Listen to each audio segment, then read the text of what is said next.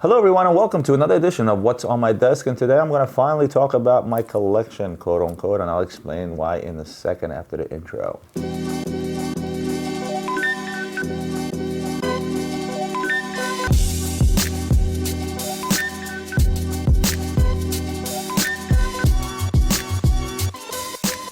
So a lot of you guys have always asked me, Roman, why don't you show off your personal collection? What do you wear, and so on and so forth. And I've always told you guys the same thing. I don't really have a collection. I don't collect watches. I sell them. There are pieces from time to time that I tend to hold on to for either ever or for a long time that I decide to wear them until I get tired of them. And pretty much for the most part, everything is really for sale because this is the business that I'm in, at least for me. Obviously, things like my wife's watches are never for sale. This is all her personal watches. But when it comes to watches and me, I have the opportunity and the ability, and I'm lucky enough and blessed to be able to swap out watches like underwear because this is the business that I'm in. Of course, there are some sentimental pieces that I hold on to that will most likely will never sell. In the likes of my A serial Audemars Piguets, you guys often see it. It's actually not here, it's at home. Single Red Submariner, which is also at home, which you guys saw me wear one time. It was like the first vintage Rolex I've ever bought. But for the most part, I'm not a watch collector, I'm a watch dealer, and therefore I switch my watches out daily. Also lately, just so happened that whenever I tape an episode, I happen to be wearing a vintage timepiece. And so it would seem that all I wear is vintage timepieces, and that's actually not true. So what I decided to is literally reach into my safe. And oftentimes you guys see me go back into my safe that's sitting right to the right of me right now and pull stuff out. That's actually not our company safe. That's my personal safe that I have in my office.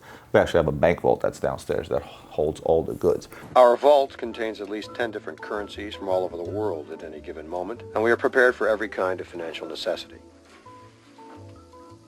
But the stuff that sits in here is the stuff that I wear. So I decided to, rather than telling you what's in my collection, how about I show you what I'm actually wearing right now, both on the vintage end and the modern end. On the vintage stuff, you've seen a lot of the stuff. I actually keep the vintage pieces in this cool roll that I picked up at a trade show. This was like a custom-made roll.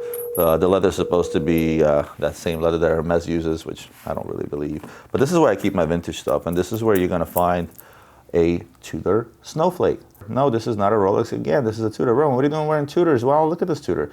It's a beautiful vintage Snowflake, and it's called a Snowflake, or nicknamed a Snowflake, obviously due to the dial. I love the way the dial has aged over the years. I love the way the bezel has aged over the years. It still has the original bracelet, which is kind of flimsy. The watch is pretty old, but I love this particular watch simply due to its looks. I've told you guys before, I don't care if it's a Seiko, a Tudor, an AP, or Richard Mille. If I like something, I wear it. So this is one of the vintage pieces that I kick around once in a blue moon that sort of sits in my safe. Once I get tired of wearing a particular watch, I'll put it back in stock, take it back downstairs, or sometimes it's sold somewhere and then I have to give it away. I recently showed you guys a new edition, which was the 1931 original Jaeger-Lecoultre Reverso. Still has the original buckle, which was pretty rare. And I'm still doing a little bit of research on this because Reversos from that era normally had a seconds dial here at 6 o'clock. This one does not. Very cool watch, very inexpensive, relatively speaking, some of the other vintage stuff. I picked this watch up for around $6,000, which was really a favor from a dealer friend of mine because he knew I was buying it for myself. But I'm going to hold on to this guy for a little while. Another daily wear, which is sort of a modern slash vintage. This is not really vintage, it's more of a modern watch. It's the yellow gold Daytona diamond dial with the upside down 6. I may have shown you guys this watch before just the same. I like gold watches, right? For Rolex, for some reason, a gold watch is synonymous to me with yellow gold. An old yellow gold watch, like a Daytona, like a Yachtmaster. And that's why I particularly like that watch. You guys have seen this guy before, the Blancpain 50 Fathoms that I picked up from Adam Mentor. And we talked about this watch on a collab that we did together, and I think I may have shown it to you before as well. And I spoke about this watch as well. This is another one that I wear. I put it on a NATO strap. I think it looks pretty cool. What else is in here? Oh, there's also what I would say is the rarest modern Daytona. This is the coveted white gold P serial Daytona that I have. It's on an aftermarket rubber strap, but nevertheless, it's comfortable to wear.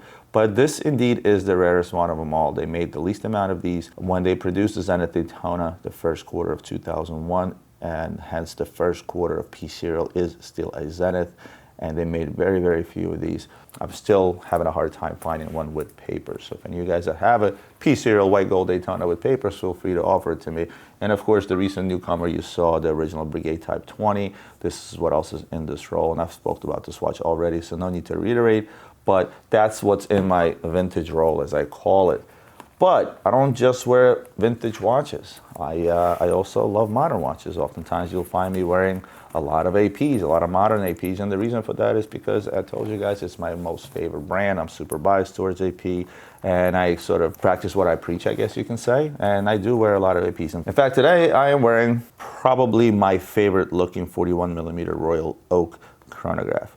I love the way the blue dial is done. I love the white sub dials. I love everything about this watch. Listen, I love AP. What's not to love? This is one of the hottest models on the market today, and rightfully so. It's a comfortable watch to wear. It's a nice size of 41 millimeters, although I do like the original 39 millimeters Royal Oak chrono in stainless steel. And again, I spoke about the 39 millimeter blue dial before. I think it's the next collectible. I think it's a great watch. What else was sitting in my safe? Well, you guys also know I'm not the conservative type. Sometimes I go super conservative with vintage pieces, but sometimes I like a little bling. And often you see me wear my 39 millimeter Royal Oak, but I also have a diamond encrusted Offshore. This is the 42, or technically 44 millimeter, which is the diamond encrusted Offshore white gold, fully iced out. This is original. I don't wear aftermarket. We spoke about this before. This is the original Offshore, and this was the granddaddy of them all when it came to bling. And when I say bling, I mean just something that's within reason, not baguette encrusted pieces. Till this day, this is a pretty hot watch. They didn't make very many of them. They made this in white gold and yellow gold. That's when they first came out, and then later they followed with a rose gold version of this.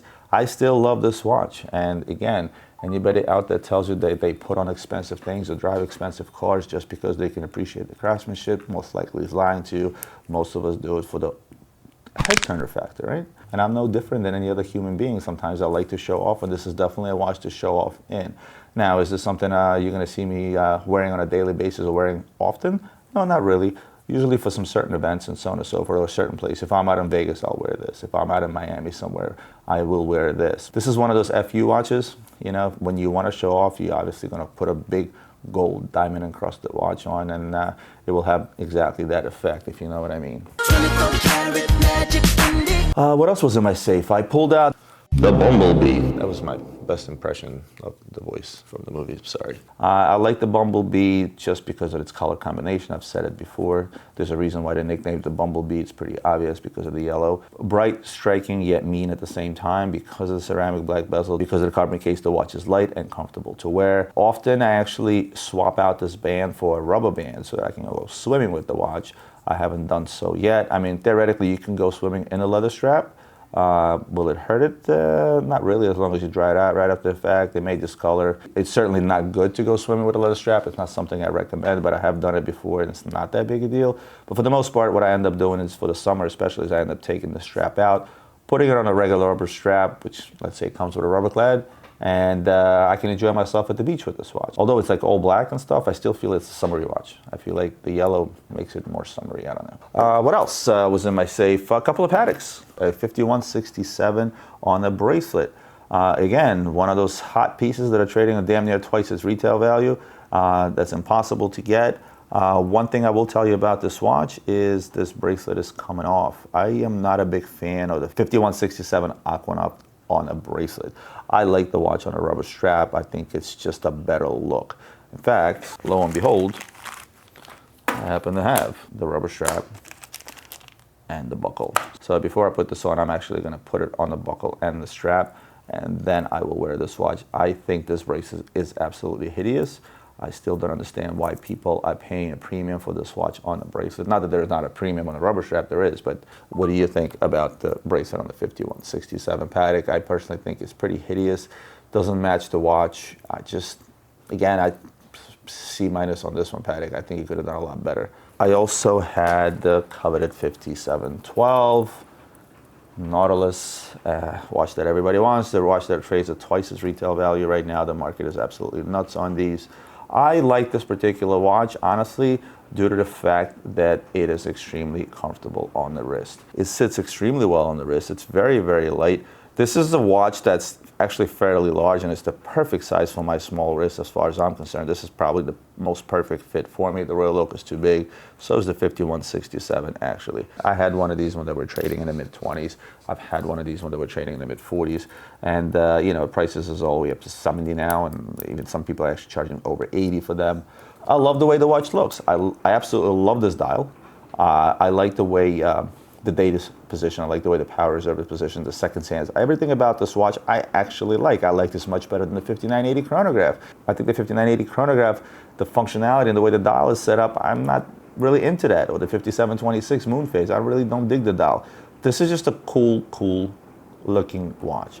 You know, oftentimes I will put that on just because this is one of the hypest watches in the market today. Sometimes I need people to see me wearing certain things, but for the most part, I just wear what I like first and foremost. And I truly do like this Patek 5712. It's probably one of my favorite Nautiluses out there. I've liked it since the day it came out, and I like it till today. So let's recap for a second. As I said to you guys before, I'm not a watch collector, I am a watch dealer. Numerous times I've sold pieces off of my wrist. It's good to separate personal from business, and indeed this is my business. If I was in the car business and I was switching cars every other day and somebody wanted to buy that particular car, I would sell that car.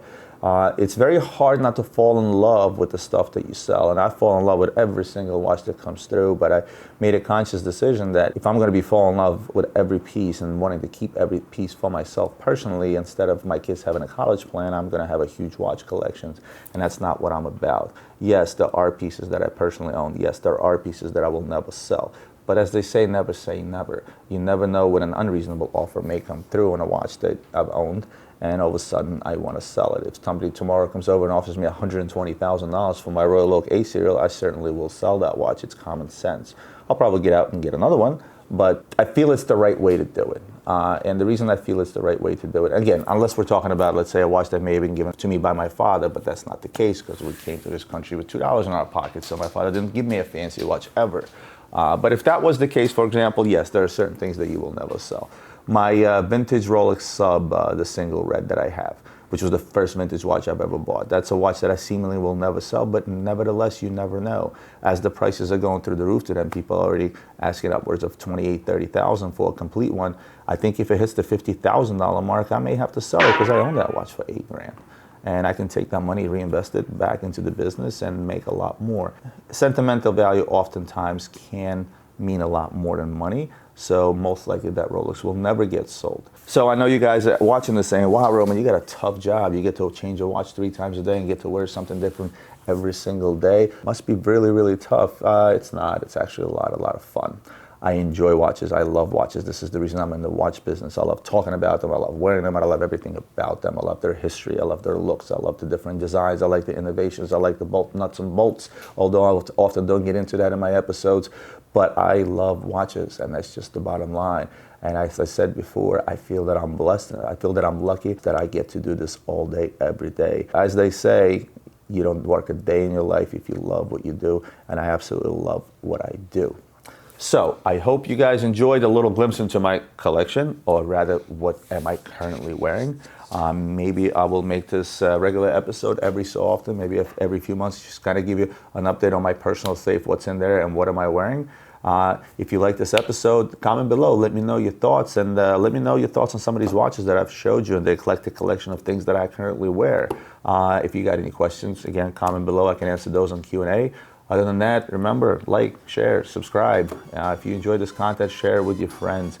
For those that you may think enjoy this content just the same, and I'll see you guys next week for more watch reviews and other videos.